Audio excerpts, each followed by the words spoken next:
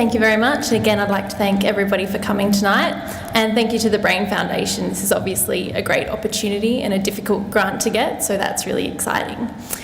So my grant is to look at exercise, gene expression and Alzheimer's disease. So maybe if you don't know a lot about Alzheimer's disease, I'll just give you a bit of background. So Alzheimer's disease is a form of dementia, and it's the most common form of dementia.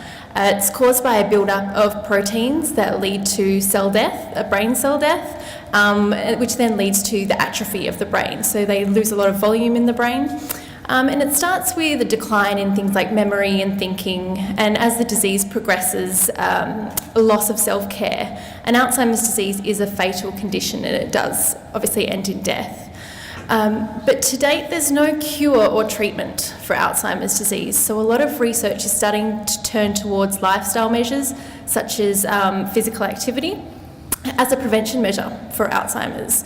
And indeed, there's a lot of research showing that high levels of exercise are associated with reduced Alzheimer's disease risk, but we still don't know a lot about what's happening in that area. And specifically what we want to do is get effective exercise programs. So not just anything, we want to be able to say this is what you need to do in terms of exercise to reduce your risk of Alzheimer's disease. So my research, this particular grant that I've received is building on a fellowship that I received from the NHMRC Institute of Dementia, where I'm looking at 6 months of high intensity and low intensity exercise on measures in the brain from MRI, as well as a lot of cognitive assessments looking at memory and thinking. And this particular grant will fund an extension to that project, where I'll be looking at gene expression, in particular looking at genes that we know are associated with Alzheimer's disease, and I'll be looking at that gene expression following that exercise intervention.